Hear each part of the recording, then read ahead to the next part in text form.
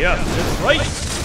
Welcome, one and all, to the Game Society Pimps podcast. This is Aaron. And this is Emery. And we are here to discuss a bunch of stuff with you. Yeah. Yeah, it's been a while, but it's been a minute. It's been a while. It has been a while. We're gonna, we're doing this a little bit differently now. We're gonna do this totally different because we've got a thread on our Discord where people, they can throw out suggestions. And of course, there's patrons who are at various levels that we also try to get suggestions from.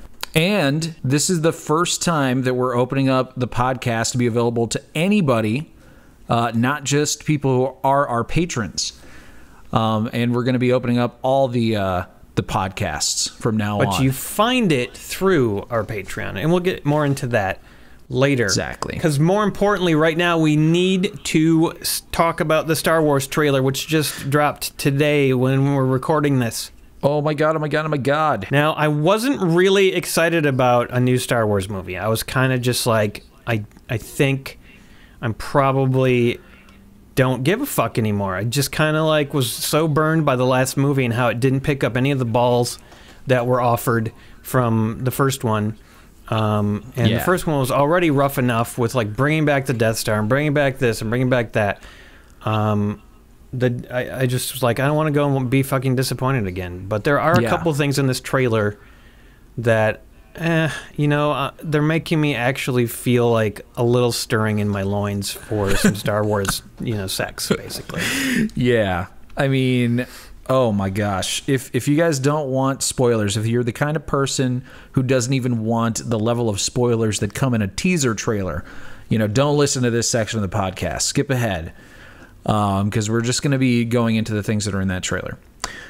And also the name of the fucking movie came out, and that in and of itself is kind of like a spoiler almost, isn't it? Right, yeah. Say it. You can say it. People have left now if they don't want spoilers. Okay, it's called Star Wars: The Rise of Skywalker. What the hell does that mean? I don't know, because all the Skywalkers are dead, right? Like, except for Leia, but, like, the actress is dead. Carrie Fisher's dead. Unless, and then the most obvious thing that immediately occurs to me is that Rey is actually a Skywalker. Yeah. But, yeah. That I feel like that this is like a, they wouldn't title it that, and I feel like it's like it's a feint, they're like... Sort of it's too obvious. Right. Yeah. So it could have something to do with Luke. I mean, it's tough to say. Yeah, well, I don't know. I feel pretty strongly, actually, that it might actually have to do with Leia. And the reason is because I had heard at some point that these three films were supposed to each one sort of be central around one of the three main characters from the original trilogy.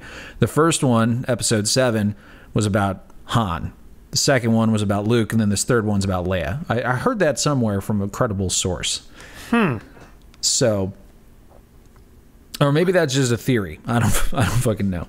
But I mean, it kind of makes sense, right? Especially with this name, The Rise of Skywalker. But how can it be centered around her when unless she's completely digitally created?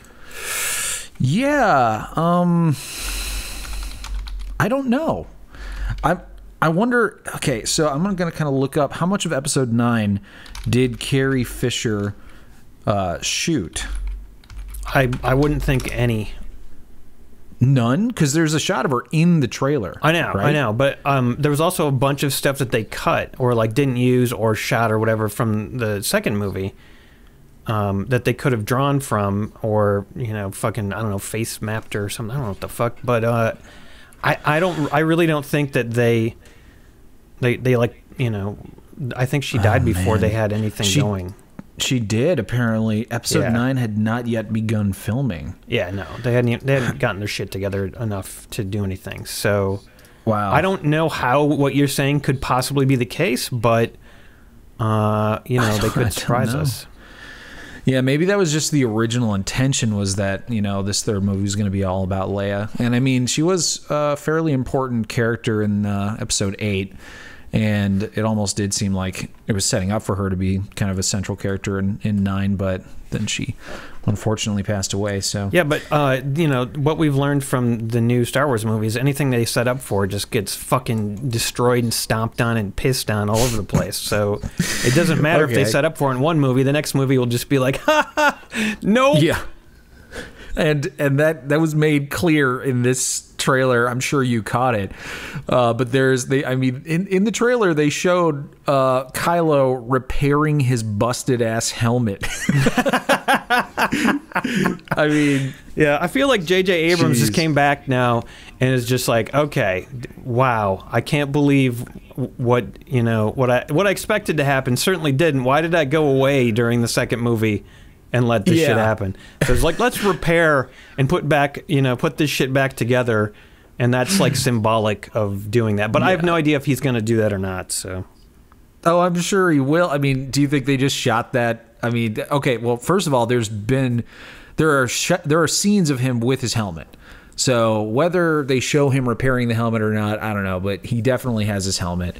And there's the line from Luke in this trailer where he says, nobody's ever really gone, or nobody ever really dies, or something like that.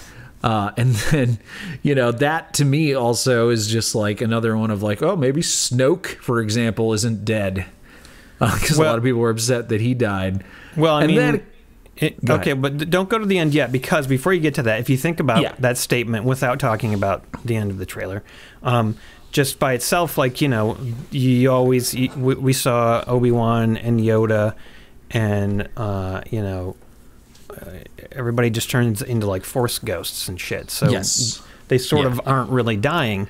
So maybe they're gonna, now this is like this would be more of a like, wouldn't it be great if they explained more about like how these fucking Force ghosts work and like what the deal is with that, and like what is going on with that. I mean, they don't have to get down to the details, but just sort of develop that a little bit more. Like, that would be really cool, which means they probably won't do it, but it would be cool.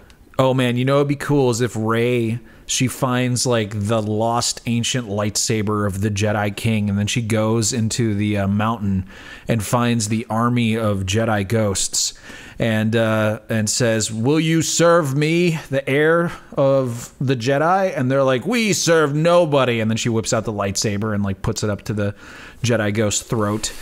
And then they go and attack, the brand new ghost of the Death Star, and then all the Jedi ghosts attack all the Jedi Sith, and then they all ascend into heaven at the end. That'd be pretty cool. That would be. That's probably what's going to happen.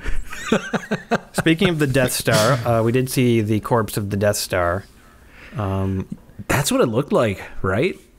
Yeah. What else could it be? Yeah, it has to be. So that's kind of like that. I'm excited about the idea that maybe they go into the destroyed bits of the Death Star and like fuck around in there. That would be kind of cool. I don't know why they would do that, but that would be kind of awesome. Like, that's a great way to involve the Death Star in the movies. Why? And a lot of people are already saying this. Like, why wasn't this the the first like sequel? Why didn't they do it this way? Why wasn't this it? We don't know what the fucking movie is yet, but my assumption is that like that would have been way cooler than destroying it all over again. I don't know. Maybe they felt they had to do that for a new audience, but fucking most of the new audience gets introduced to Star Wars again anyway. Like for their parents or their grandparents or their fucking step parents. Godparents. It's a different kind of nostalgia, because Episode 7 was like, we have to be nostalgic, and the way that they did it was by making the whole movie basically feel like beat per beat and like scene for scene, like a reshoot of Episode 4. Right. And that was like the wrong kind of nostalgia, in my opinion. The right kind of nostalgia is taking something that happened in those movies that you remember, some really iconic thing, and then sort of exploring what occurred afterwards. Seeing a shot of the Death Star being destroyed, seeing Lando, in the Millennium Falcon again, like not making that like a huge huge focus of the movie or anything, but like, I don't know. Those are the kinds of nostalgic things that I liked that got, you know, me really interested in this trailer. Yeah. You know, it's too bad there isn't a way to go back and like redo how Han Solo, you know, biffed it, and like there's just so many things that are ruined forever. But I just don't want to get hopeful. But and then again, so like, you know, we were talking about the no one ever really truly dies, and then that trailer ends with the Emperor laughing. It's obviously him. He's been cited so him, isn't it? At events for this at Star Wars Celebration, so it's obviously him, which is now that actually is kind of amazing, just because you know, he was in the prequels too. So here's a guy, an actor, who was involved with all of the movies. I mean, not you know, limited in some of them, but still, like, he in all eras of the movies. Yeah. So that's kind of awesome.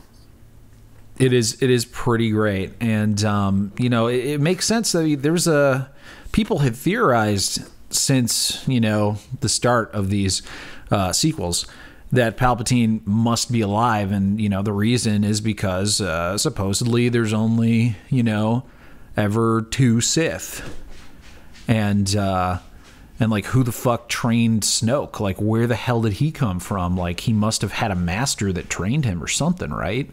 Right. You know, and I don't know. So, like, this idea that Palpatine survived has been around. And I think in the original, like, you know, canon that got erased when Disney bought Lucasfilm, he did survive, I'm pretty sure, you know, in the extended, like, universe canon or whatever. So yeah, I don't actually know, but the thing is, they could do something really great with him, or they could. It would be really easy to go completely wrong, and to make it terrible, to bring him back in a terrible, terrible, stupid way. So hopefully, they'll do it right. We'll see exactly how they do it, but I wonder if it's going to have anything to do with Darth Plagueis. You know, that story of Darth Plagueis the Wise, who could prevent people from dying and things like that. You know, I mean, my guess is that something? Well, go ahead. What else did he say? I'm just saying that would seem to fit with the theme, I guess, of this trailer, which is that people don't ever really die. You know what I mean? And then right after he said that, fucking the Emperor starts laughing. Like, that's kind of I don't know. I could see that being a little bit of foreshadowing. Because, I mean, the Emperor himself talked about Darth Plagueis, who was a Sith who stopped people from dying. So, yeah, I don't know. Isn't that something you want to happen, though? You'd like that, right? I would like that. Something like, I mean, yeah. So, I that means like that. That means it won't. It won't happen. So. Damn it. These movies are not made for you, buddy. Sorry. You're a Star Wars fan. You can go fuck yourself. No. Yeah, all these things that I spent my whole, like, childhood and early adulthood and, you know, kind of approaching my middle adulthood, all those years I spent thinking about these things, you know, and, like, fantasizing what the future of Star Wars might be. This type of movie is not for me. You're right. Right. No. I mean, that's the whole thing about Star Wars. Star Wars inspires your imagination, and it makes you think about all these ideas that they introduce in the movies. And so then when a movie comes along and it just shits all over that, and it's like, nah, that's just really unfortunate, you know, because you just quashed the imaginations of millions of people who were like, oh wow, like what's going to happen with with all the characters that I love and blah blah blah blah blah. And it's just really unfortunate that someone comes along and just decides to like shit all over that. I don't. Yeah. Just because, like, we're going to change these things up because we got to do this and this, and they ignore all the offers from the first movie. And we've discussed this at length, but... Yeah. I did see an article that said that after Episode 9, there's actually going to be a hiatus for a few years on Star Wars movies. Yeah. I think that's smart. I think Disney needs to take a break from it because we're all just a little fatigued, honestly.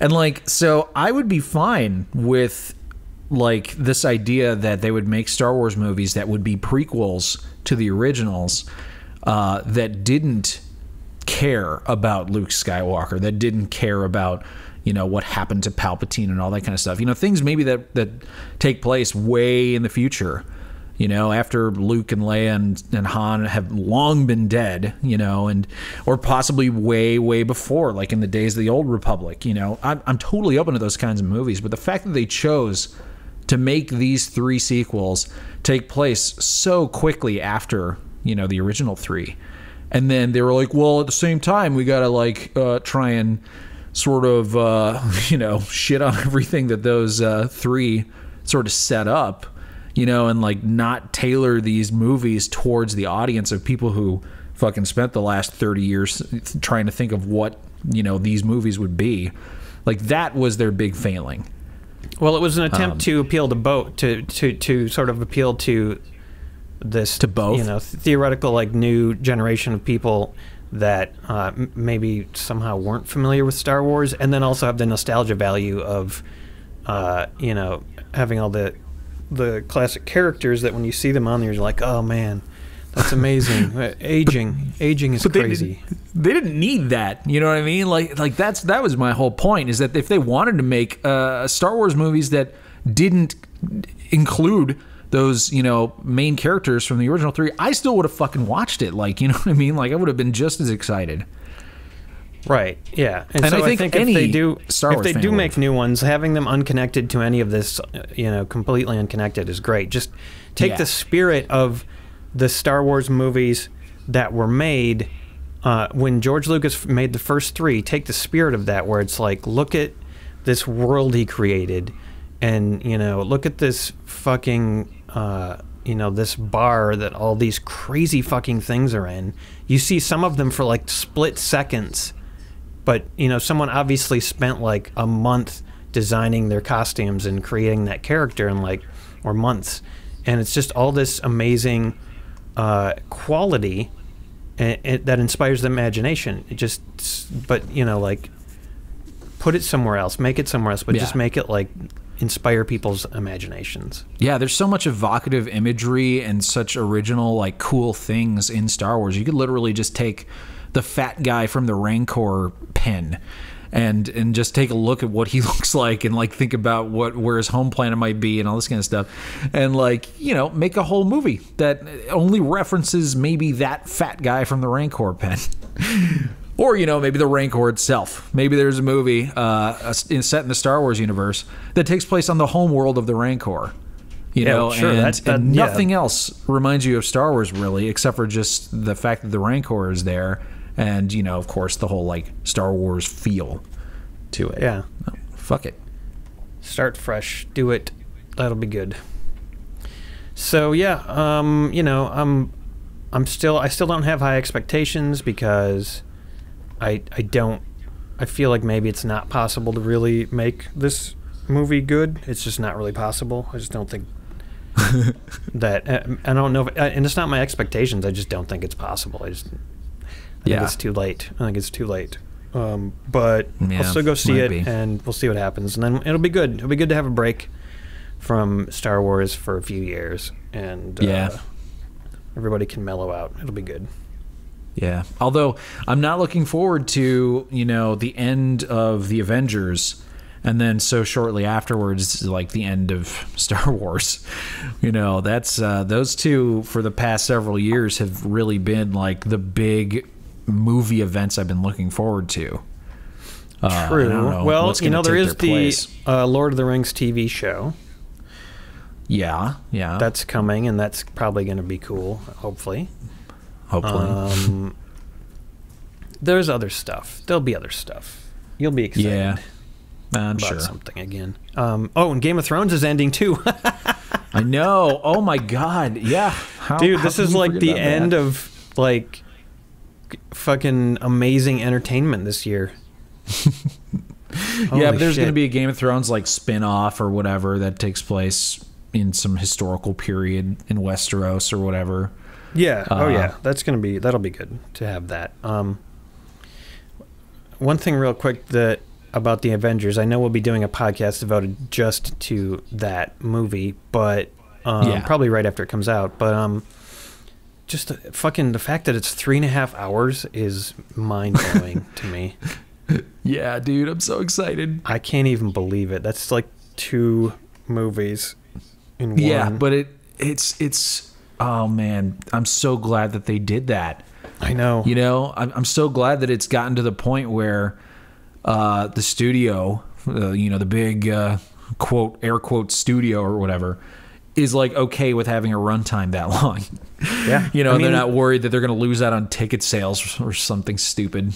Well, and they probably just look at the fact that people will binge shows on Netflix for hours and hours and hours, so why not go to a 3.5 hour long Avengers movie? Yeah. It's like watching a full season of a TV show in one sitting, basically.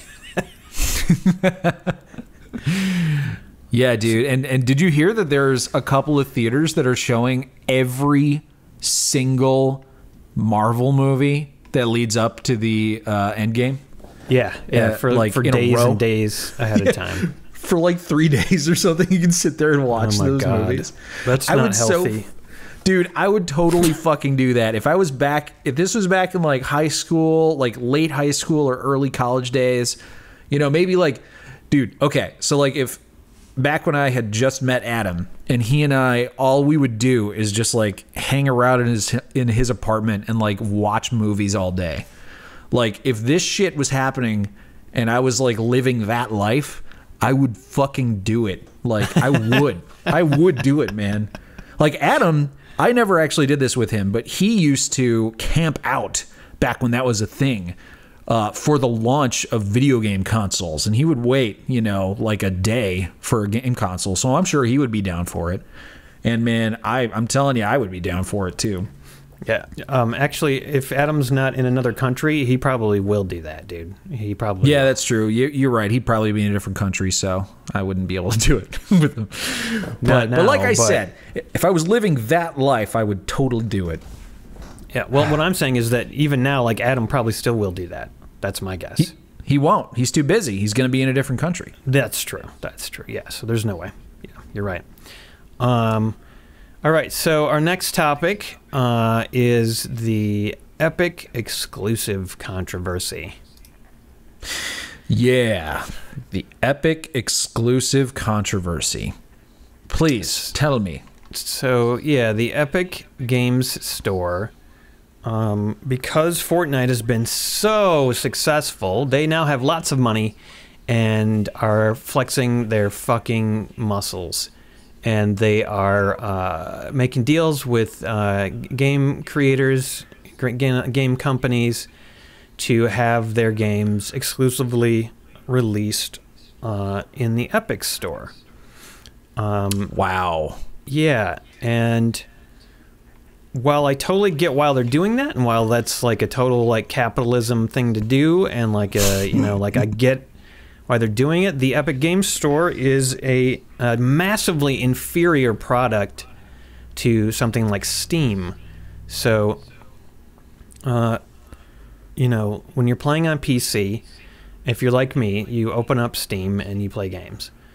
Or very rarely open up like a different thing to play a game, but you don't want to, and it's not convenient. And it's just not smart and doesn't make sense.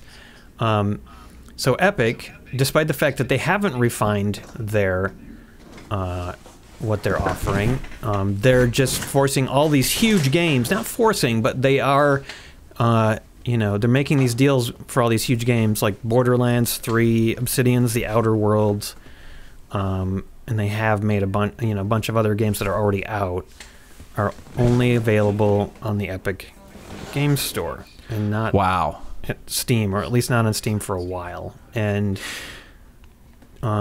this is making people angry, and they're justifiably angry because there's a lot of stuff that you can't do on the Epic Games Store, like the cloud save function. That shit. Oh, seriously? Yeah. Save game progress remotely and automatically in the cloud. That's not on Epic. Wow. You also cannot store multiple user profiles that can be mapped to different games. You cannot allow users to review games. I'm reading this off a list. And share those reviews on the platform. Does not allow users to participate in dedicated forums. share their accounts and the games they own with multiple members of their family, stream their games to other devices. I also assume there's not all the like different modding capabilities and stuff like that, and you know how like with games that if you want to mod them, you can do that via Steam. I don't think Epic has that, so there's no fucking reason to use Epic over Steam. It doesn't have all these things, and they claim that they're going to start adding stuff like this, but they'll never be Steam, and they'll never be as good as Steam. So, this is a huge fucking pain in the ass. That's where I have to potentially disagree with you here, just to play devil's advocate. That is the theory, you know? Like, I'm sure that is part of the pitch that Epic made to the developers or whatever, you know, or the publishers. I'm sure that's part of the pitch, because you got to think as a game publisher, you think about this same shit. You know what I mean? Because it's going to affect the sales of Borderlands 3. Is it 3? Yeah, Borderlands 3. It's going to affect the sales of Borderlands 3 if it's exclusive to Epic. It will. It'll just affect it. Like you might not buy it, you know? Or maybe hazard to say you probably won't buy it. You know, I'm sure there are people that are much more passionate even than you that definitely won't buy it. So these are things that the publishers think about, and these are things that Epic think about when they made the pitch. And they convinced them that this would be beneficial to the publisher of Borderlands in the long run. You know what I mean? And part of that, I'm sure, was, you know, convincing them that, yes, these are some, you know, plans that we have to upgrade the Epic Game Store, Epic Game Launcher, whatever the fuck. And so, you know, saying that they're never going to be as good as Steam, like, if you remember, Steam just happens to have been the first. It was the first one in the market, and it had no competition to speak of for a very long time. So, I mean, there's a part of me that believes that certain aspects of capitalism are still good and like will work to make potentially this better. But at the same time, it is goddamn annoying as fuck that I have to have 6 different applications installed on my computer, you know, and I have to have 6 different usernames and 6 different passwords and, you know, all this kind of shit just to play the games that I want. And I have to remember which one is on which. And I have to upload, or I have to open up Origin to play some games. I have to open Battle.net to play some games. I have to open fucking Uplay to play some games. Now I'm going to have to open Epic to play some games. Like, it is annoying as hell. And I wish it wasn't the world that we lived in. Right. And it's, you know, but the thing is, right now, it is a much, much lesser product. And, I mean, for certain games, like I said, like modding them via, you know, subscribing to the people's mods on Steam is something that I do with certain games. And if I can't do that on Epic, then and what if they never add that in? What if they're just like, oh, we don't really feel like enough people are going to do this. I just don't care. You know, like we're not going to do it. So, well, that already is a consideration that people have to make when they do buy games, because, you know, there already is a little bit of a difference when you're considering, am I going to buy this game for Steam or am I going to buy it on my PlayStation 4? So it does, you know, you're going to maybe come into people who end up having buyer's remorse because, you know, let's say, for using this as just the generic example, let's say somebody buys Skyrim on the Epic Game Launcher. You know, let's say it becomes available there and they buy it there, but then there's no like modding support or whatever. Then they could have like buyer's remorse and be like, why didn't I just get it on Steam? But that's already a thing that people sort of, you know, kind of have to deal with. And you should, you know, be conscious of these things before you decide to buy a game on a certain platform. Yeah. I mean, really the only way to send the message to Epic is to not buy these exclusive games. And while I don't think that's going to be possible. Stop playing fucking Fortnite. Yeah, well, stop playing Fortnite. That's a start, but I don't think that's going to happen. You know, there's certain games, like, especially for us being, you know, as people who do this for a living, and we're going to have to. We have no choice. So we can't vote with our wallets. But you, the person listening to this, you can not buy games on Epic and send them the message that they either need to massively improve it or stop fucking doing this, because it's just like, it's such a ruination of the gaming experience. There's a bunch of other like reasons that people talk about online. Most of them are myths, but mainly for us as consumers, the biggest problem here is that it's just a garbage game launcher. It's just not in the position to be doing this. I get why they're doing it, but they really got to improve it fast in order for, and I don't even know if they'll ever be able to get to the point where they are with Steam. So I feel like until they do that, they should just not be doing this and let stuff come out on Steam too. Maybe offer like bonuses for doing it through Epic. Like maybe give us a fucking reason to play it Borderlands on your platform. Yeah. Because you're not right now. Yeah, that's true. Maybe they will. I don't know. But, like if it's only available through Epic, then no, they're not really going to do that. But yeah, like I said, like just don't buy games on there if you can avoid it, everybody. Or if you don't give a shit, then buy games on there. I don't know. It really sucks. I mean, I'm sure that's why they went after, like, for example, Borderlands 3, because how are you going to tell people, guys, if Borderlands 3 is exclusive only on Epic, don't buy Borderlands 3? Like, yeah, nobody's going to fucking buy it. People are going to buy it, and that's just how it is. They'll go where they have to go to get it, and that sucks. But, there's not going to be enough people abstaining to affect the sales of Borderlands 3. It's just the fucking world we live in, but...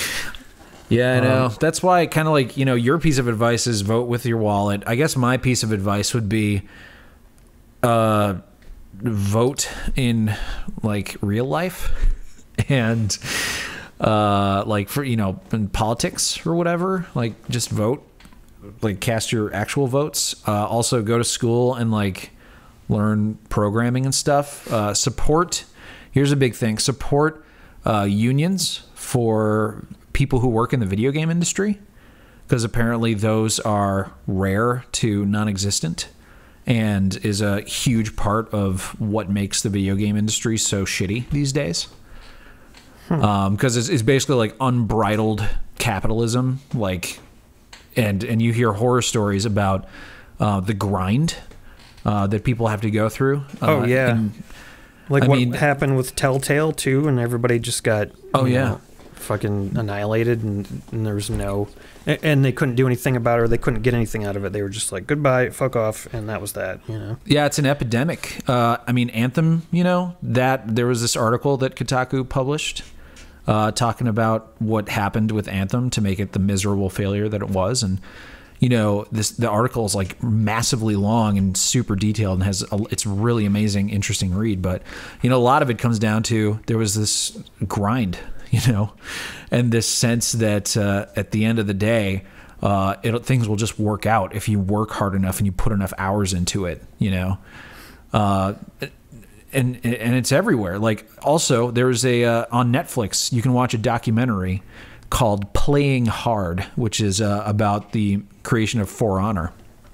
And in that documentary, they don't get into it nearly as much as that Kotaku article, but it talks about some of the reason that For Honor had problems was because of this grind issue, and the fact that they Ubisoft didn't give them the people that they needed in order to get the game done the way that it needed to be done. And the guy who was in charge, like, I forget his title, like creative director or something like that, or maybe whatever. He ended up like getting so fucked up mentally that like right before the game was about to release, like in the final few months before the game was about to release, he had to take like a 20-day sabbatical, where he just like left and he didn't communicate with anybody because he was just so stressed out. And it's just... I would really hate to be a video game developer these days. It's just, it seems like it's a shitty job. Definitely. I mean, like, it's too bad too, because people are really passionate about doing it, and and then to just be like ruined, like mentally, and from like working for a company like that. And there's also like with the Telltale thing, you know, the 7 Days to Die support for that on console just was gone after that because Telltale were the ones who released 7 Days to Die for console. So, and there already was like very little support, and now it's just gone.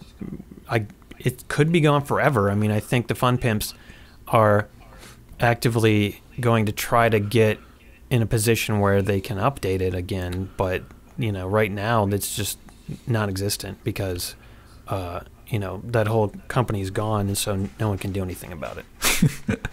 Yeah, that is a clusterfuck over there, huh? Yeah. 7 days on console. I see that question a lot in the comments, like, when are they going to update it for console? And I'm like, oh man, you don't know, do you? it's that's not a possibility. They can't. They actually can't. Sorry. But yeah, all we can do is pray. Oh, if you hear like a thumping noise in the background, that's one of my cats covering up their shit in the litter box. Oh, you're not fapping? No, that's not me fapping. It's into just, gravel? You know, no. Okay. I only, yeah. If you hear like loud squeaking and sort of thumping in the background of my audio, that's not me fapping either. That's actually Courtney walking around. Oh, okay. Yeah. Well, tell squeaky her floor to sit down and wait. And I'll tell my cats to hold their shit in. She's a busy gal. She doesn't have time to fucking wait for me to record podcasts. Oh, I hear it. Yeah, I could hear it right there. Yeah. Oof. Very noisy. All right, well, what's the next subject?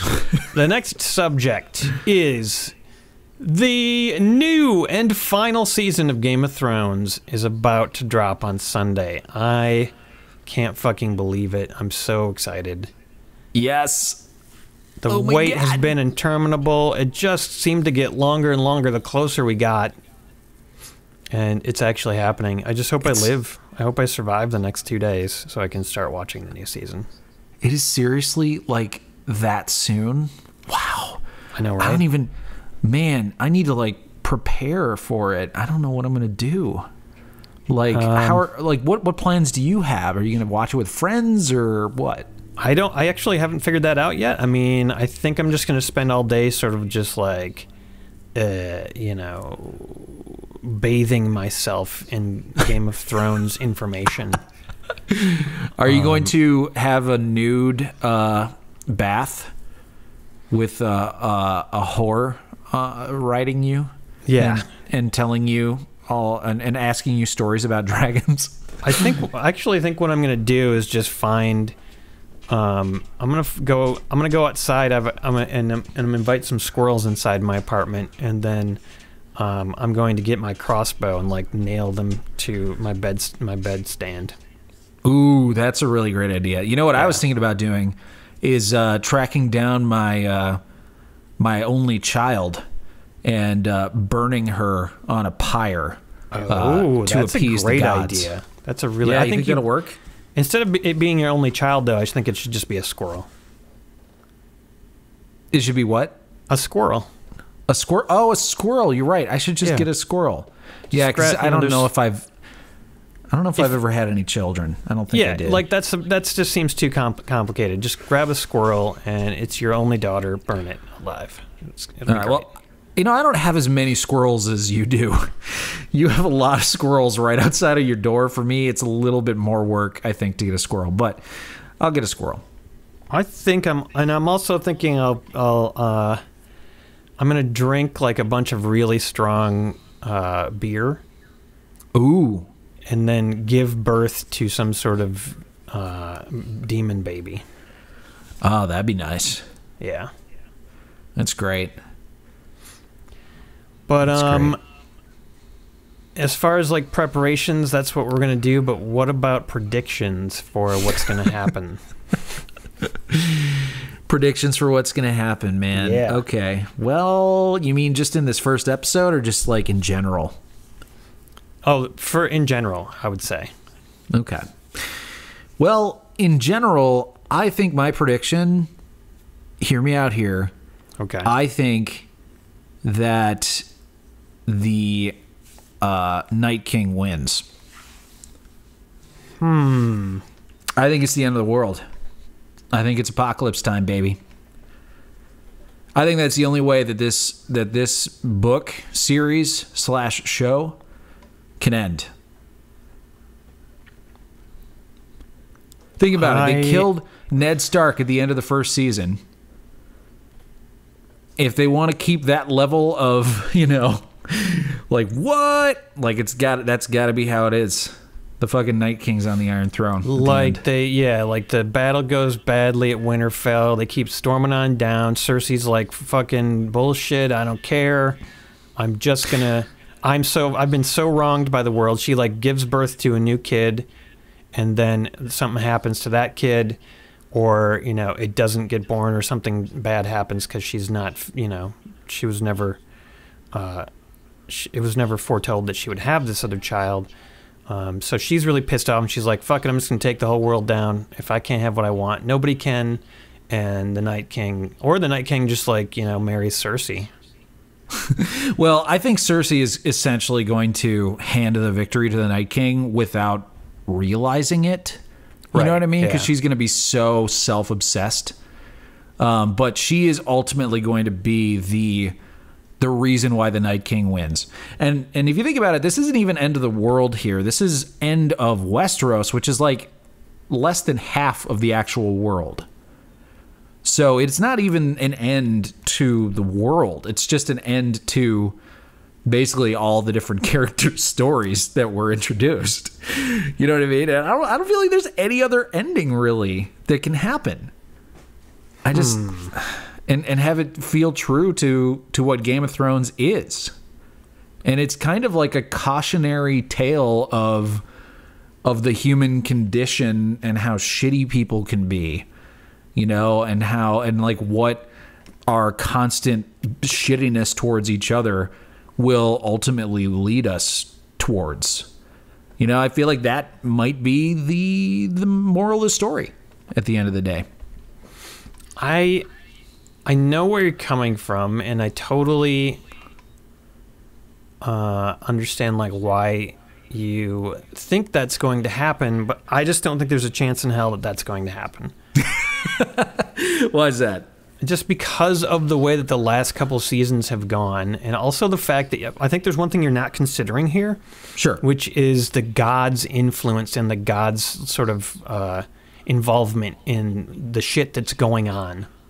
Yes. Okay. Okay. So, like, I don't see the gods being like, yeah, we're just gonna, we're gonna let the Night King, take over here and just murder everybody. Why the fuck would they have done all the shit that they've been doing just so they could just watch it all get laid waste to and destroyed utterly? I just don't.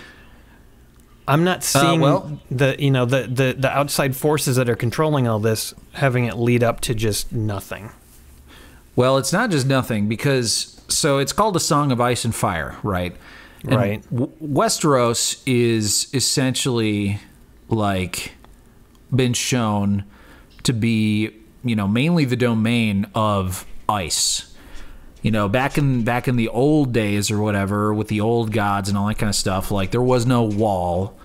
Winterfell, that region was kind of like the capital of the region, right? That's like where the first men were from or whatever. Let me know if I'm getting anything wrong here, but I'm pretty sure, from my understanding of it, is that Westeros kind of more resembles the seat of the power of ice in general. And then the other part of the world, which I'm forgetting, but where all the Dothraki are and where the fucking Iron Bank is. I mean, that place is warm. That place is where the worship of the Red God is, the god of fire. Right. Like that's where it's based out of. So it doesn't seem too much of a stretch to me if Westeros becomes completely covered in ice versus the rest of the world. Again, I can't believe I'm forgetting the name of it. It's probably because it's been like a year and a half since Game of Thrones had a season. This is why I want to go bathe myself in Game of Thrones information all day Sunday, just so I'm fucking on top of the shit.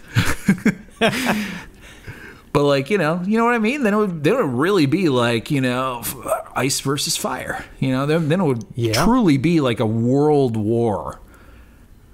And that is what gods would set up, a world war. Yeah, I'm just I just don't see it going there, and part of the reason I think is because I feel like it's gotten a little bit more traditional, like, you know, less characters have been getting killed. I'm still not saying that there wouldn't be a surprise. There wouldn't be a surprise like, oh yeah, everybody's fucked, it's over, ending, because Game of Thrones has pulled that throughout its history. But I just don't. It would be such a strange literary choice if George R. Martin was going to finish these books by just killing off every single character and ending it that way. I just can't. The whole history of most literature and how it ends, it would be so strange. It would be. I don't know. But I mean, that feeds into my. That makes me believe more that is the original ending intended by George R. R. Martin, more than, you know, because it has always been an attempt to, you know, kind of push the boundaries of what people expect from this fantasy genre. You know, people expect for the big bad evil guy with an army of undead to march on the castle and the heroes to fly out on their dragons, and a couple of them die, but you know, the underdog comes out from, you know, nowhere and scores the killing blow on the bad guy, which sends his whole army into dust, and then the day is saved, you know, and everybody lives happily ever after. I mean, that's literally how Lord of the Rings is, you know, which is like kind of the basis of modern fantasy literature. So, I mean, that's what everybody expects to happen. And I mean, I guess that doesn't have to be what happens here. It could still be pretty much like that. But let's say that exact same thing happens, and, you know, Jon Snow and Daenerys, like maybe Jon Snow dies or something right during the battle, and Daenerys is the one who like kind of is the underdog sort of in a way, and like manages to pull a victory and kills the Night King or whatever. And then there could still be a twist, because then the Mountain comes up and fucking chops her head off, and then Cersei is the queen of everything. You know what I mean? Right, there could still be that twist, I guess. And that would be sort of like a win-lose scenario. Exactly. You know, not a win-win, a win-lose. You've painted the lose. Basically a lose-lose scenario. And the win-win scenario would be like Cersei loses and the Night King loses. Yeah. Which, you know, I kind of feel like probably that's, I don't know. You think it's going to be a win-lose type of thing? I think it's got to be tainted somehow, but I can't believe there's a complete loss. But here's what my reaction will be if the Night King wins and, you know, fucking marries Cersei or whatever, or just, you know, all humans get annihilated in Westeros. I will be cheering. I'll just be like, holy fuck, I can't believe he did it. I can't believe they committed to this and did it. And I'll just be like, it'll be like, you know, the story was climbing up the tower, and the story saw, you know, the protagonists fucking, and the protagonist just pushed it off the tower and killed it. I think one thing we can probably agree on is that the odds of it having an ending that a majority of people say was satisfactory, the odds of that happening are very low. Because almost no series that gets to this level of like fame, almost no series that ends, people like most people agree has a good ending. It's really rare for that to happen. Yeah, no. I mean, endings are tough. It happened with Breaking Bad, surprisingly. Everybody loved it. Well, not everybody, but, you know, most people actually liked that ending. That was a good ending. But like The Sopranos, most people hated The Sopranos ending. I think there's one other possibility here, and I don't think they'll do this, but I'm just going to throw it out there anyway. What if they don't decisively tell us what happens? Yeah. So what if they fucking leave it ambiguous? What if they're just everybody's just okay, well, we gotta get out on the battlefield and see if we can win this. Yay, let's do it for humans. And you never see what happens. No, I mean, yeah, that's funny in thought. That's like the Sopranos ending. You know what I mean? At least at the surface. But I can't think of any real good reason for them to want to do that. There's no symbolism there. You know what I mean? There's no moral there. At least with The Sopranos, and I read about this. I guess this is spoilers for The Sopranos ending. Have you seen it? No, I have not. It would be spoiling it for me. I won't spoil it for you, but it's one of those endings where a lot of people were like, "Oh, this is way too ambiguous. I don't like this. You didn't actually end it. Blah blah blah." But the people who made the show have actually explained that ending actually has kind of a deeper meaning to it, and it is one that resonated with me when I saw it, and I wasn't quite sure what everybody was talking about when they said they didn't like it, and it wasn't until I read an explanation of it that I was like, "Oh my God, that's why it resonated so well with me." Yeah, I just, but kind of what I'm saying is that I don't think that there could be any deeper meaning to an ending of Game of Thrones where, they just charge into battle and then it cuts and then it's over. There wouldn't be any hidden meaning behind that. I can't imagine. But there could still be some sort of weird-ass fucking ambiguous ending, but probably not. What about the gods? Do you think they're going to... Speaking of endings, real quick, before we move on, I just got to tell you, and I think I told you already, we talked about what the ending of 7 Days to Die is going to be, and we're not going to spoil it here, obviously, but that is an ending I feel like people will actually be happy with. Yeah. And I wish we could talk about it, but we won't be able to for who knows how many years until we finish the goddamn series. But who knows? I don't think we're going to do that until they stop, making changes to the game or adding stuff to it, because it's just going to continue to be an ever-changing and interesting game. So that was a little side note from Game of Thrones. Now back to the main question is, do you feel like we're going to see any sort of visible evidence of the gods? Is there going to be anything other than just these random, oh, this person's back to life, or this I served the red god, but man, I was wrong this time, that kind of stuff? Yeah, I don't think we're going to see any avatars of the gods striding across the battlefield with giant flaming swords or nothing. I don't think we're going to see anything like that. Or just even an explanation, more of an explanation of what is going on with them, like the one that you sort of gave where it's fire and ice and they're battling. If that occurs, it'll be probably at the very end of the show when it sets up what the future of the world is going to look like. Mm-hmm. Which could set it up for a sequel.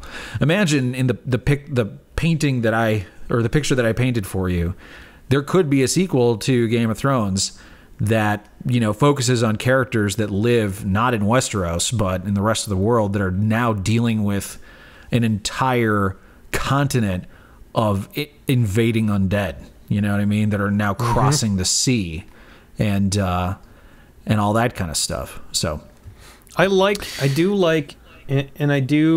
kind of subscribe to this idea that it could end with, trying to teach us the lesson, this is what happens when humans don't get along and just keep fighting amongst each other. Eventually they're overtaken by, I mean, global warming, dude. It could be an allegory for global warming. Right. It's not winter that's coming for us. Or in some places it is. global warming actually creates winter in some places. Winter is coming for some of us, and for others... You're right. I should not have said global warming. That is not the appropriate term. It's just I'm kind of older, and it's what I heard a lot in my formative years. So climate change. Yeah. Climate change is the appropriate term. The fucking Earth is still warming up, but it doesn't mean that it's specifically warmer everywhere. Let's not get into that whole thing and how all of humanity is just becoming dumber and dumber. But, we always knew that was going to happen, I guess. Ever since we saw Idiocracy.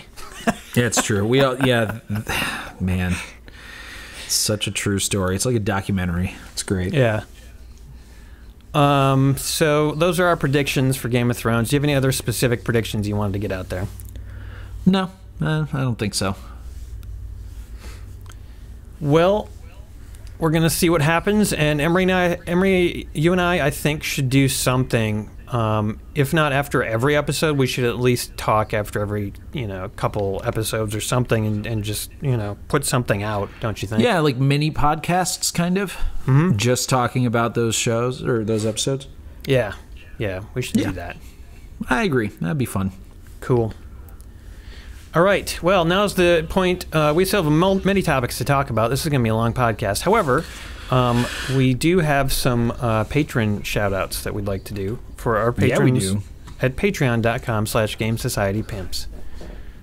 We haven't done one of these for a while, so we've got a nice little list of them. And what we're going to do is we're going to do patron word association. Either I or Emery will shout out a name, and then the other person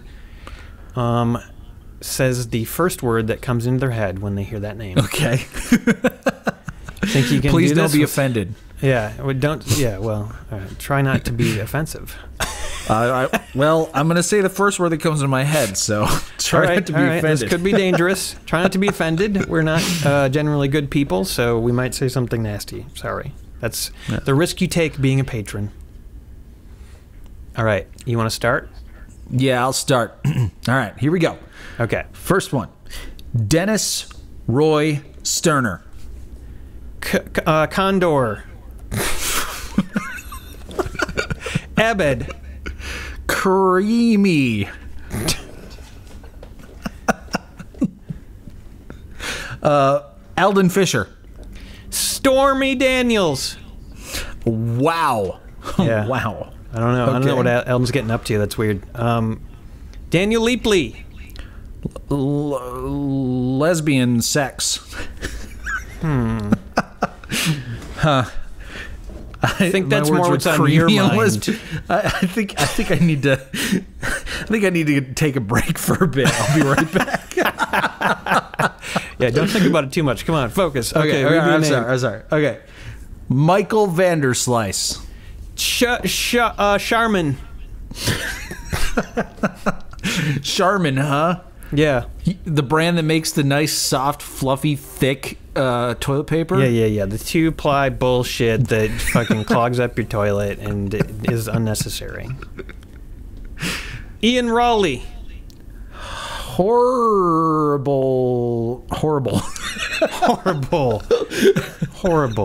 Nice. That's really nice. Sorry. I'm so sorry, Ian. Wow. Okay. Rob Comjaffe. Paint sealant. Okay. Paint sealant. Hey, it's word association. I can't explain it. Exactly. Myathin. Tomato sauce. Oh. Yeah. Myathin brand tomato sauce. Put it on your home-cooked pizza today. Speaking of tomato sauce, Cheese Master 007. Road movie. Roadhouse? No, road movie. Just road movie. Road movie. Yeah. Road movie. Cheese, the road movie. Starring Cheese Master on the road with 007. Next name, please. It's me now. Hi. Ian O'Neill. Breastatilia. Oh, breastatilia. Wait, what is that? We were just talking about that recently. Yeah, Breastatilia was the name of one of Soggy Balls' neighbors on the first episode of Scuba Break. Yeah. That's funny. I wonder if it was supposed to be Ian O'Neill who showed up at the door, and then it was Breastatilia. I wonder if that's what reminded me of it. Oh, that could be it. Yeah. All right. Chris Alexander.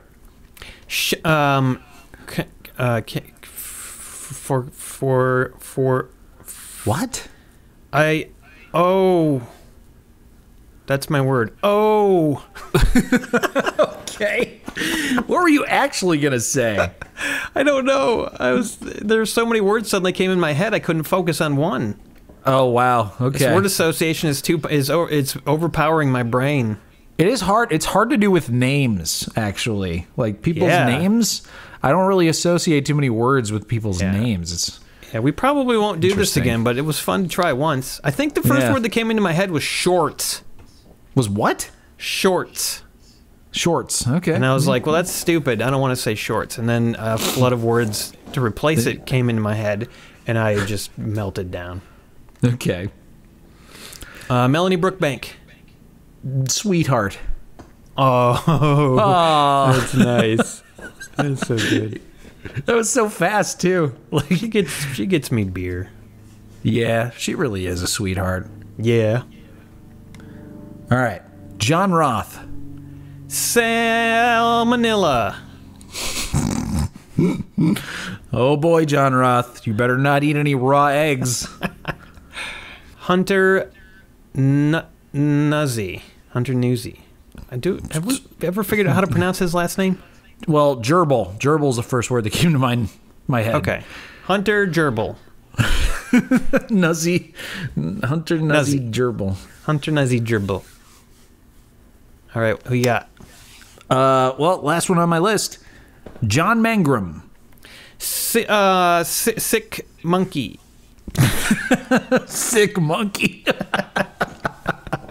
He is kind of a sick monkey. Yeah, he's a sick monkey. Look at all this stuff he came up with for 7 Days to Die. Like, you'd have to be a sick monkey come up with He's some got of a that lot shit. of rot. He's definitely got a lot of rot. Yeah.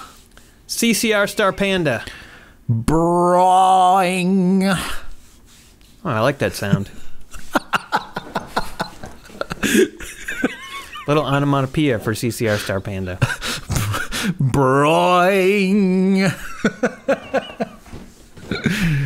Yeah, we should just do sound association now. Oh, that's a good idea. For the next one.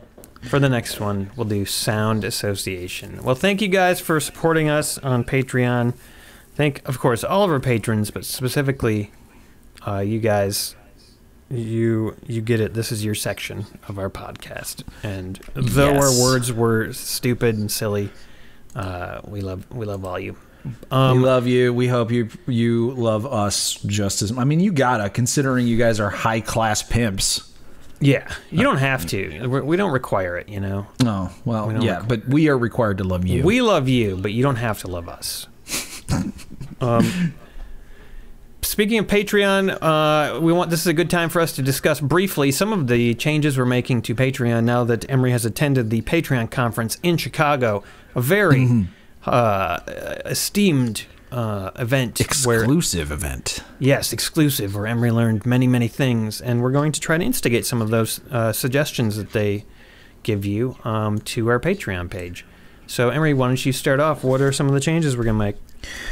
Well, you know, first of all, we're going to be doing a lot more kind of free stuff where we just post some fun, quick, sort of easy things to our Patreon page. For all patrons at all levels. Yeah. And for anybody who's considering being a patron, you know, just come into our page and take a look at what we're posting there.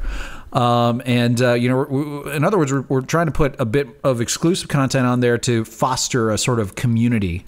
You can write comments on things on Patreon, and you can like things on Patreon. So we want to get some of that going. And we also are going to be taking steps to sort of simplify the tiers that we have. Because currently we have like a whole bunch of tiers, and we probably don't need that many. So we might be combining some and kind of doing a little bit of juggling there. That won't, you know, affect any of you guys who are already giving us money. You know, it's not going to suddenly be like, oh, blah, blah, blah, you know, you have to pay more money or, you know, whatever. So, no, you literally won't have to do anything. If you're at a certain level and that level gets moved or deleted or whatever, it doesn't, you won't be affected. You can always keep pledging at whatever level you want. That's not going to make any difference. There's also a bunch of changes that Patreon's making down the road, which some of you may have heard, involving like making the platform have different capabilities for different people using it. Now, those changes that they are making are like different levels you can sort of be involved with Patreon or how you can do stuff, but none of that shit matters. We are where we're at right now, and none of that's going to change. If they change, as they change their platform, we still stay the way that we have been. So that's one thing that won't be changing when they add these other things. They're basically allowing people who come to Patreon to use it in a different way than we're using it. But we're going to keep using it the same way, and what the changes they're making will not affect. We're like grandfathered in. We're doing it. Yes, essentially. Exactly. So we'll always be able to use it exactly this way, and we won't have to worry about any of that stuff. So if you hear in the news, Patreon's doing drastic things, it doesn't matter. It's not going to affect you or us. We're good. Yeah.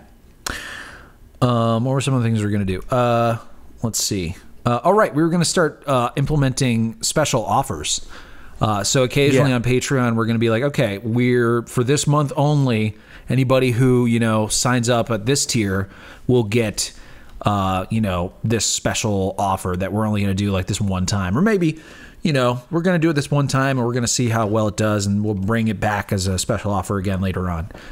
And some of those things might be like there was, we get a lot of offers from these websites where, you can go and make personalized videos for people, and they just pay a certain fee. And so we might try that for a month.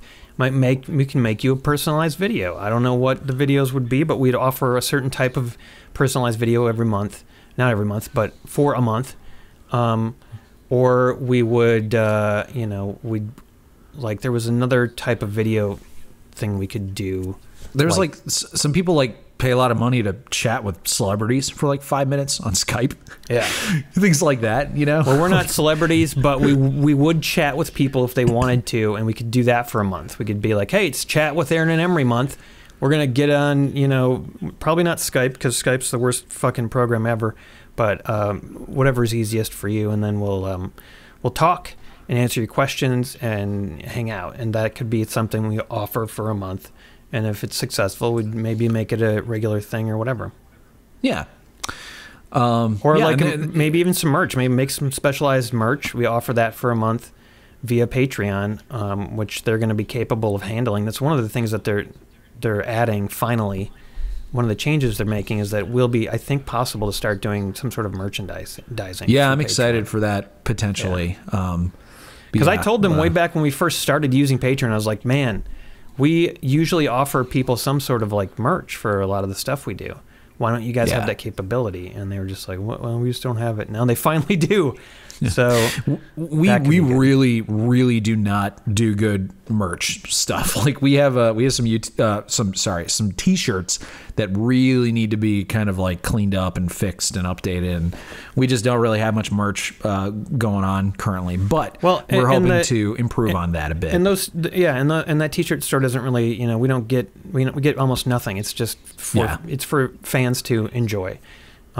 Whatever images they want, and there's a couple of good ones on there, but if we offer it through Patreon, then hopefully we'll actually make a little bit more money, and it'll be more worthwhile. So we would spend the time it would take to make some quality shit, and so I'm excited about that because I would like some more GSP merchandise for myself. Me too. Me fucking too. Make little beardless Emery bobbleheads that we can flick and punch and whack with our dick. That would be cool. Absolutely. Yeah. Yes. Emery brand pasta would be good. Just get my own spaghetti noodles. There you go. We got to do that. As long as you don't put them in your fridge. As long as you can. No, that would be if you put it in your fridge, rule. then I'm sorry. That's the only thing that will get you removed as a patron. Yeah, we will no longer love you if you do that. Can't. All right, so we still have a few more short little topics here to discuss. One of them is the latest season of Doctor Who, which I've finally came out. I got on Netflix. There was a huge delay. It's the DVD, and I finally am watching it and catching up. And I know, Emery, you don't watch it and you don't give a fuck, but I'm still going to tell you how I feel about it. Okay. Go ahead. I was excited about the Doctor becoming a woman. I thought that's really interesting. Can't wait to see what they're going to do with it. The first episode, which I did see a while back, actually in the movie theater, it was interesting, and it seemed like it was promising, and I liked what they were doing with it. And then I'm about 4 or 5 episodes in, and I'm just kind of like, I'm a little disappointed. Like, there's this Rosa Parks episode that I thought was really interesting, and it was kind of like, I was like, man, they've never done anything like this on Doctor Who, and it worked in a lot of ways, and they did a pretty good job with it. But then the ending, all of a sudden, it became like a fucking after-school special. All of a sudden, it was just like, and so this is the historical lesson that we learned from this situation. And I was just like, what? No. Why did you do that? And I was really disappointed. That was like so schlocky and horrible. So that was disappointing. But I actually think so far, out of the episodes I've seen, that one was, the strongest. But unfortunately, there's this new thing now that they're doing every episode, which is they're making the enemy or the villain or the antagonist not matter. Just sort of a thing that's there but is easily dispatched and doesn't fucking matter. Oh, so, God. So like a random encounter in a D&D campaign or something? Yeah. Just like you're never really afraid. You're just like, nah, this is never really going to be a problem. Because they're just all running around like they don't really seem afraid at any point in most of these episodes. The stakes are never high. No, the stakes don't seem high at all. It just seems like, I just can't figure that out. It seems, like there's spiders in one thing, and it's like, well, they seem like most of the characters just aren't really that worried about it. They just have to run, and then they're fine. And it's like they don't ever seem like super concerned about. And I don't know. The spiders are well, they look cool, and they're but I just am not. I was never really scared.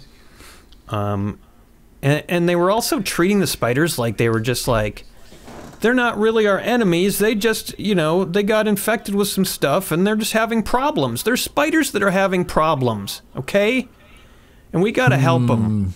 And I was just like, no. They're the fucking villain in a Doctor Who episode. Okay? They're giant spiders. You don't have to save them. You can't. You can't save them. That's so fucking stupid. And so, like, most of the villains they're giving them this, like, dual thing where they're like, they're not really villains, they're just things misunderstood. That are misunderstood. And this is how they're misunderstood, and so we have to help them, by taking care of them or something. And I'm just like, yeah. I'm just kind of, I'm put off by that. Seems a little Star Trek-y, Yeah. I mean, Star I think maybe this kind of concept is a good idea. I just don't feel like what they're doing with it is working. Yeah. I don't deny. I just feel like the writing's not strong enough that it's not working. And there's no ongoing plot throughout the season, which I have gotten used to in the more recent Doctor Who seasons. There's not really an ongoing plot. For the most part, there's a lot of companions. I feel like that's sort of seems like a mistake. And so far, there's no love interest. And that was something in old Doctor Who that there never was, and I was fine with it. Wait a second, hold on. I have a question. Is this the season where the Doctor is played by a woman now? Yeah. Okay. Yeah. But there's no, as far as I can tell, there's friendships, but there's nothing developing on the whole love front. Maybe that will happen. I don't know. I haven't watched the whole season, admittedly. But it used to be in old Doctor Who that was never the case. And then when they revamped it and brought it back with Eccleston, and they started introducing sort of like the Doctor actually does have, feel love towards other people and has these relationships, or tries to. And now that seems to just be jettisoned, and I'm just like, why would they do that? now all of a sudden? I just don't get some of the changes they're making. The writing seems a little weak here and there. There are some good points, but to me it seems weak. And wow, I'm disappointed. The previous couple seasons before this, I also was like I felt we're also not that great, and we're a little weak. Yeah. But I was more interested in like the villains and like, there were things to keep me going. And this, I'm just like, especially that schlocky like fucking after school special feel sometimes here and there, and like I'm just like, no, don't do that. Please don't do that. Yeah. So that's my 2 cents on, and I know a lot of people have been asking me my opinion on Doctor Who, and I've been a longtime fan since, Tom Baker. So that's why I thought I should weigh in on this. And I just looked it up, and it turns out that she is a blonde. So I know that that's not the reason why you don't like her. So you might actually be really seriously, genuine about your concerns and criticisms. I think Jodie Whittaker is amazing. I think she's a great actress, and I think she's doing a good job. I think she's actually doing a good job with what she's being given. But it's the writing that's the problem. I just think, I think the writing is in a lot of cases I think they're maybe trying to do too much.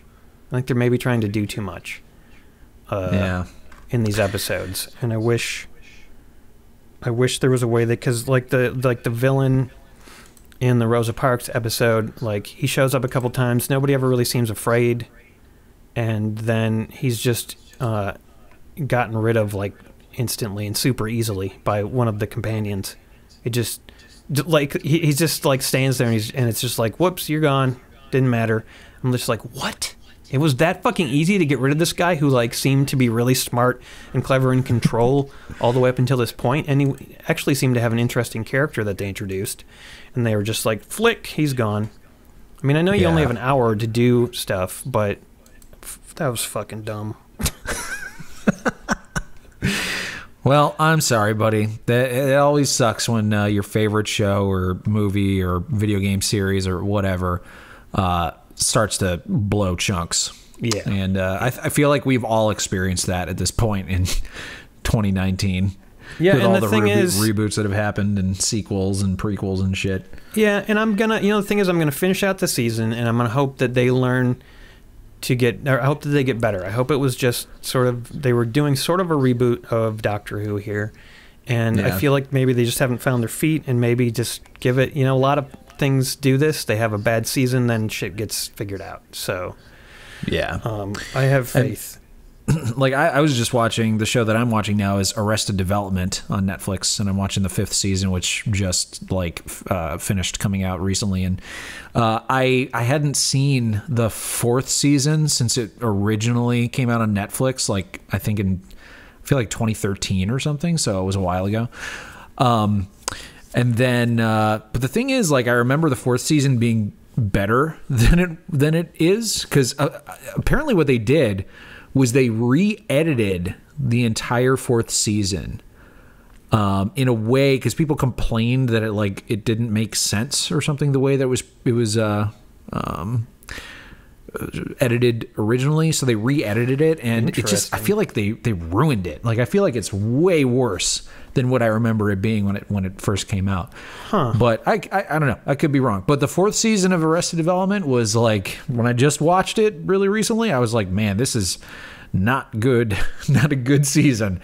Not even close. And then the 5th season, so far, I'm not done with it. So far, it's like, okay. It's definitely better than the 4th season. But really, the first 3 seasons of that show, top notch. Like, fucking some of the best comedy, like, in television history.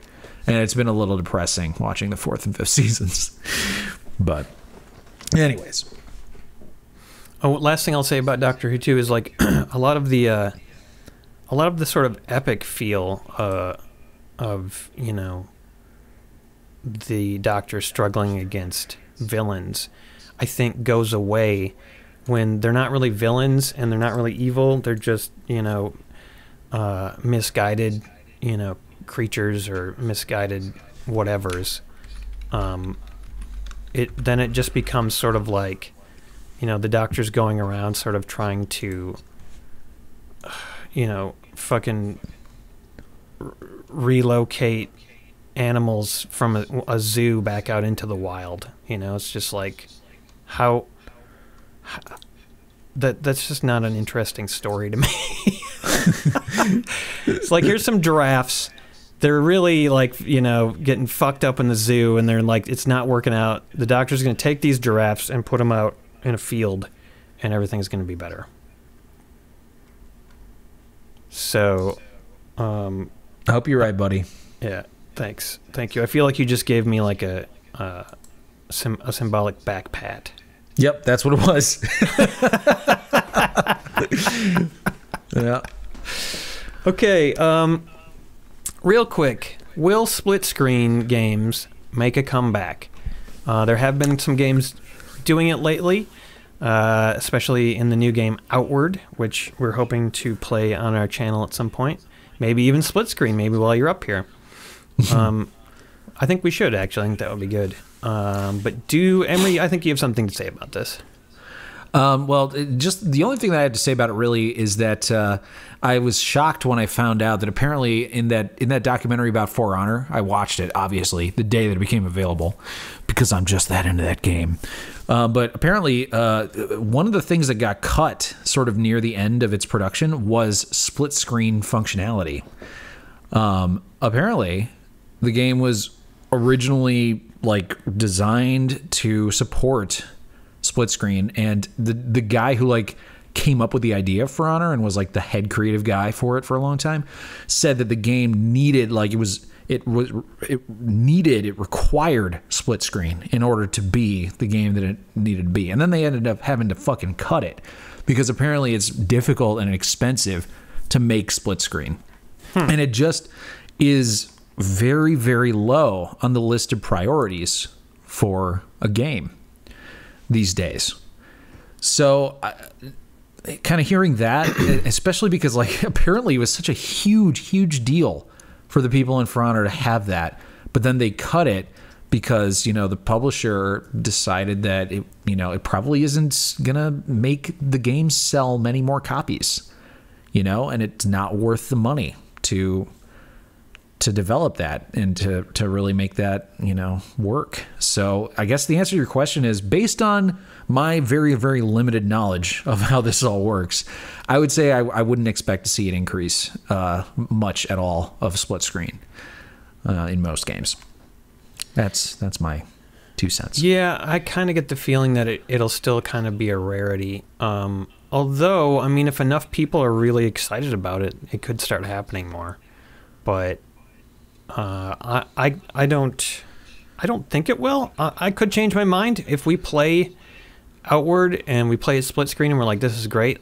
It'd be so cool to do this more. But ultimately for me, like, split screen was always a little bit frustrating because then you can't see as much. So, I personally not a fan of split screen, honestly. Like, I remember when I was young and split screen was all we had, fantasizing about some future where instead of doing split screen, I could have my own copy of the game and my own fucking monitor, and I could just have the whole goddamn screen to myself and then still play multiplayer with my friends. And guess what? We're living in that reality right now. And it seems weird to want to go back and like fantasize about the possibility of doing split screen. But, I guess the grass is always greener on the other side, and you never know what something means to you until it's gone. So... Yeah. But yeah, probably. I'm guessing not. All right, a couple more things left. We want to talk to you about what's coming soon for Game Society.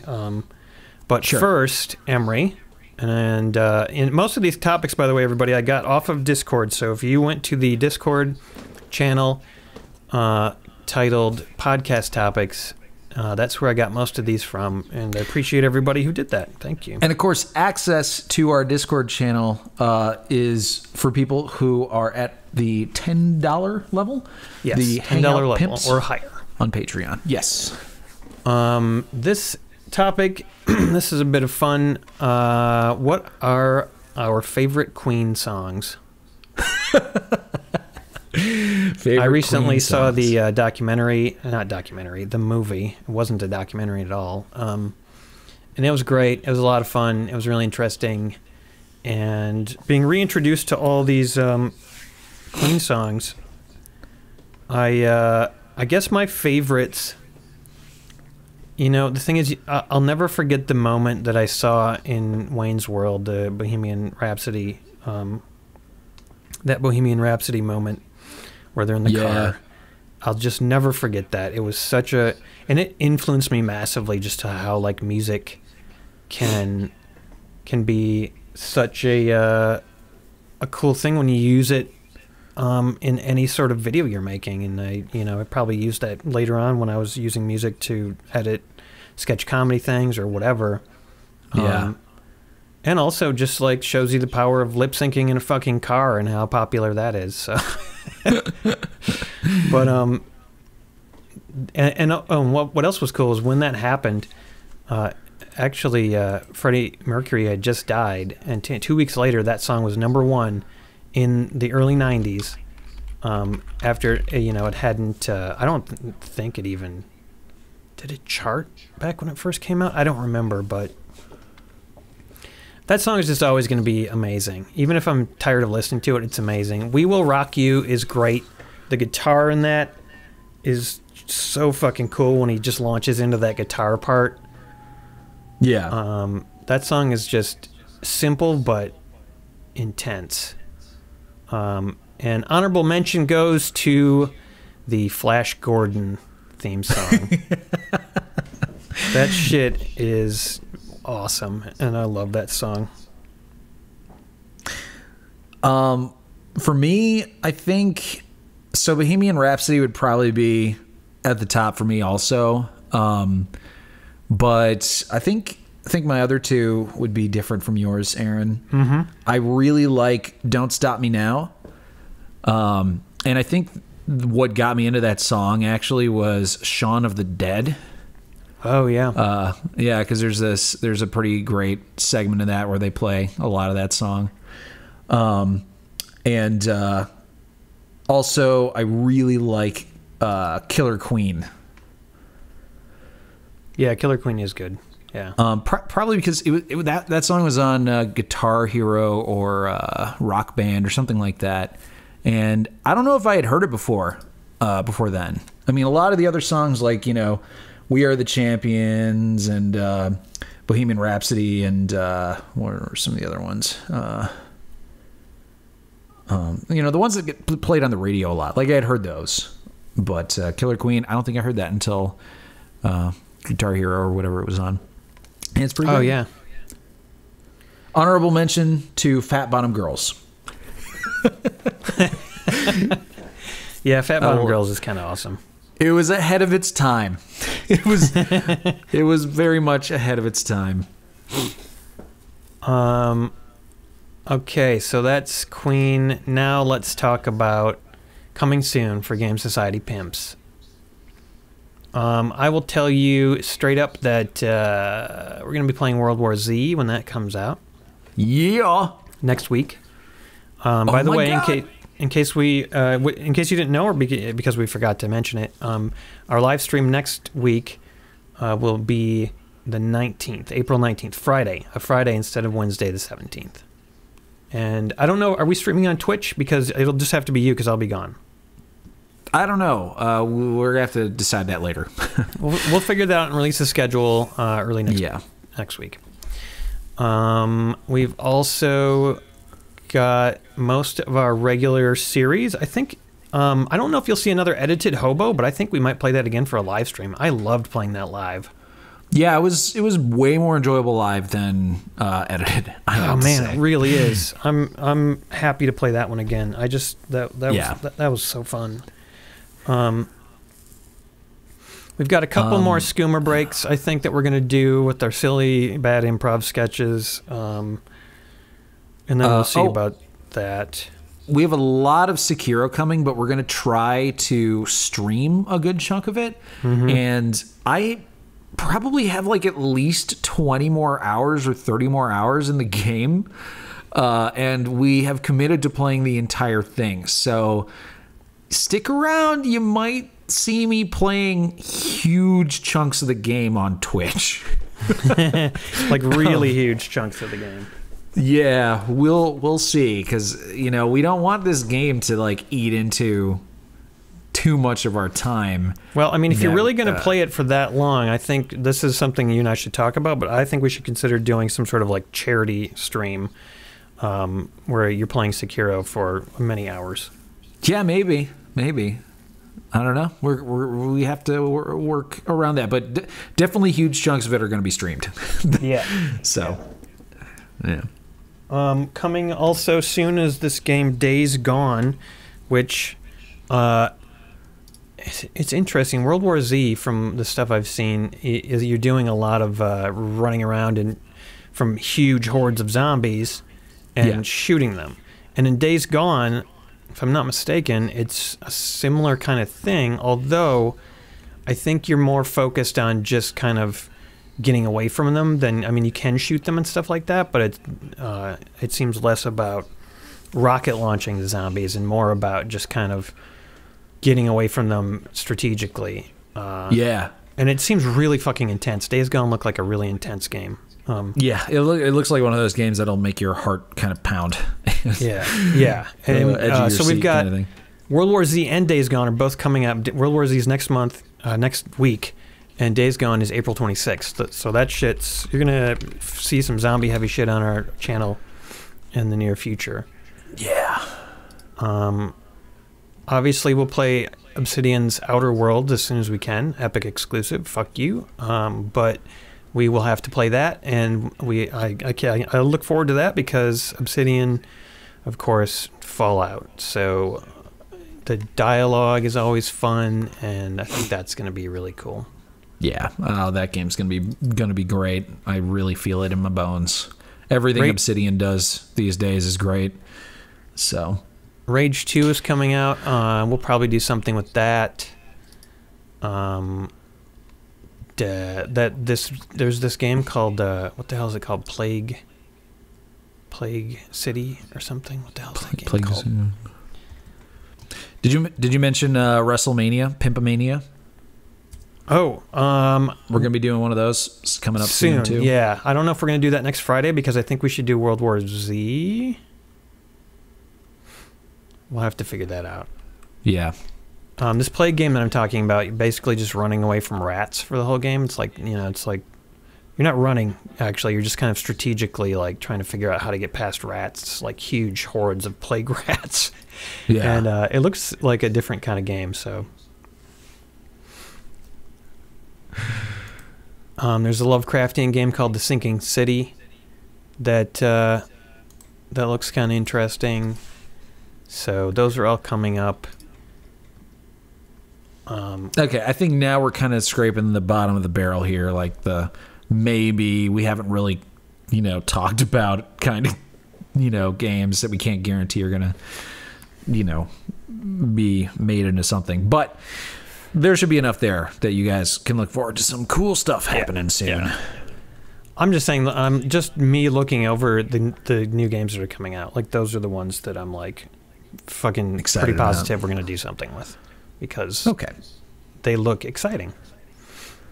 Indeed. Oh, and it's Sea of Thieves, April 30th, coming out with a new patch. So I'm going to be doing a bunch of Sea of Thieves starting April 30th as well. Oh, damn. Man, we got a lot of good stuff coming up. This is going to be a great time for GSP. Also, I should mention that Drug Dealer Simulator should be coming out pretty soon. So. Oh, yeah. Sweet. That'll be a good follow-up to Thief Simulator. Yeah, exactly. But speaking of great times for GSP, our final thing that we wanted to talk to you guys about is some future changes to our social media and to the channel. Obviously, you've seen Kay's been doing some stuff on her social media that's been really energizing people, and we're really proud of her and happy that she's doing that. Yes. If this immediately leads you to wonder, like, what's going on with Adam? Well, don't worry. He is going to appear on a stream or something in the near future, but like, we really don't know when. He's insanely fucking busy, and he's really hard to pin down. So he did say mid-April, and it is kind of mid-April. It's like mid-April, now, so we should probably follow up and see when he's yeah, we should ask him that. if he can appear on this next Friday stream. Who knows? Yeah, that would be nice. That would be good. So hopefully we can make that happen. But in the meantime, we've been, Kay thought of the whole idea of having these themed days on our social media, and that seems to be like a really energizing thing. Our social media channels, you guys, were just fucking basically dead. They were just, especially Facebook and Twitter, they were nothing. I think people saw stuff there, but they were really inactive, and just, here's our video, and that was it. And that's not a healthy social media situation, so... So Kay is like single-handedly like reviving it. She is, yeah. By devoting time to it, which is what we needed, because we didn't have that ability beforehand. So yeah. So that's all getting better, and hopefully it's going to re-energize our social media, bring in new people, and keep, that area.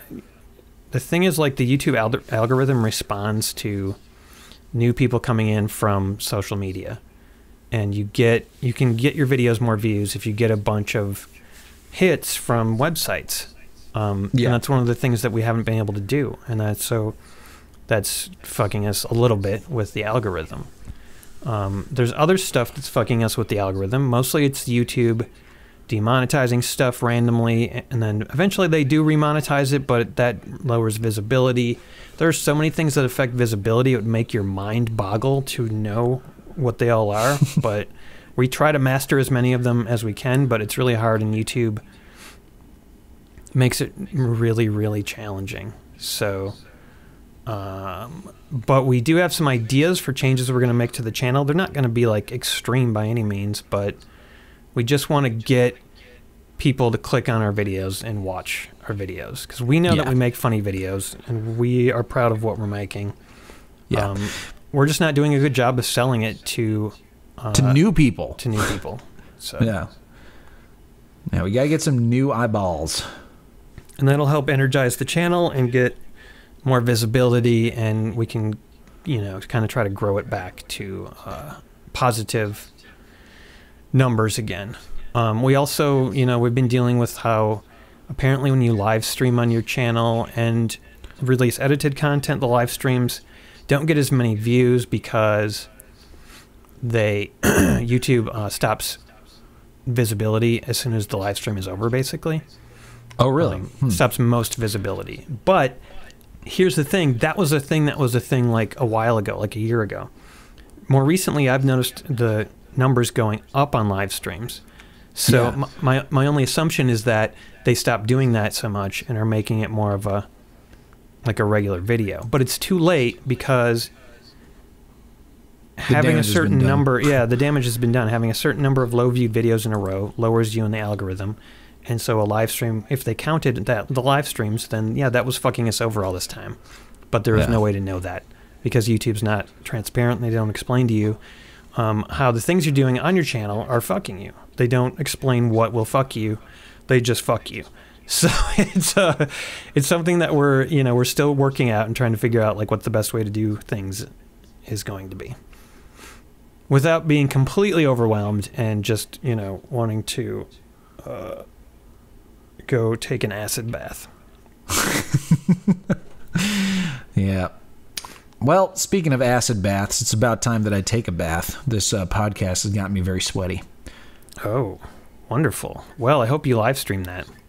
I don't know. Maybe I should put it on Patreon for everybody to see for free. Or maybe I should make a $400,000 tier.